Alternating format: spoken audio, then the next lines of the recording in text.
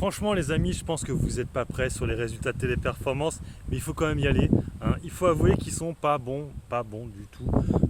Ils sont assez décevants. Ils sont dans la même lignée que le premier trimestre 2023. Donc en fait, encore un espèce de profit warning un peu déguisé. Il ne te pas vraiment dit, mais en fait la progression du chiffre d'affaires est encore revue à la baisse par rapport au premier trimestre. On était sur du 8-10%, maintenant on est sur du 6-8%.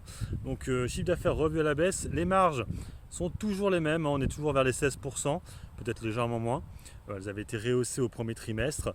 Et sinon, il n'y a rien de nouveau, hein, sur la société, rien de bien neuf. Majorel, vous savez, l'acquisition qui devrait faire monter le chiffre d'affaires automatiquement, donc une croissance externe, et du coup avoir des meilleures marges, mais c'est pas avant l'année prochaine. Si c'est validé par l'Europe, c'est pas encore validé par l'Europe, bien sûr. On ne sait pas comment va avoir lieu l'opération. Est-ce qu'il y aura une OPA, c'est une OPA du coup.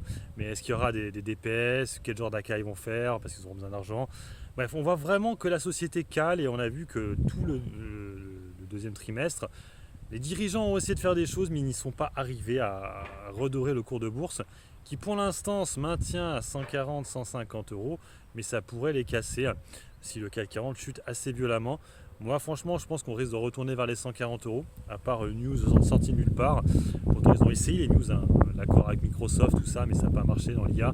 Donc moi je ne sais pas ce que je vais faire sur ce dossier, parce que j'ai quand même 1200 euros. Je me demande si je vais peut-être pas alléger la position, parce que c'est vrai que pour l'instant ça ne veut pas, et ça peut être long, hein. Ça pourrait peut-être repartir début 2024, voire fin 2024, pour aller chercher les 200-250 euros, mais peut-être pas avant. Il faut être long terme sur le dossier. Court terme, pour l'instant, c'est pas vraiment le moment pour rentrer dessus. Il n'y a vraiment pas d'indice qui fait dire que ça va repartir. On le voit, hein, sur TradeGate, là, sur de Giro, là par exemple, je vous ai mis la capture d'écran. On est sur une baisse actuellement de 2,50 alors qu'on était sur 0,50 ce matin, en clôture ce soir. Voilà, donc pas bon du tout pour Téléperformance. Et vous, qu'est-ce que vous allez faire avec ce dossier-là? Je sais qu'il y en a beaucoup qui l'ont, hein. En tout cas, moi, je sais pas.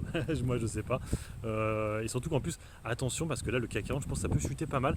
On a vu pas mal de résultats encore aujourd'hui, et les résultats sont pas très bons en fait. C'est des petites hausses de chiffre d'affaires, des trucs vite fait, mais tu sens qu'on est un peu arrivé à un niveau peut-être où on est peut-être à des plus hauts, et peut-être dans le troisième trimestre, ça pourrait être des chutes de chiffre d'affaires, parce que là, on voit qu'on atteint un peu un sommet, hein, niveau des hausses. Il y a pratiquement plus de double digit sur les hausses de chiffre d'affaires, c'est que des tout petites hausses de 4-5%. Allez, sur ce, moi je vous laisse, bon investissement et puis bon trade, ciao ciao.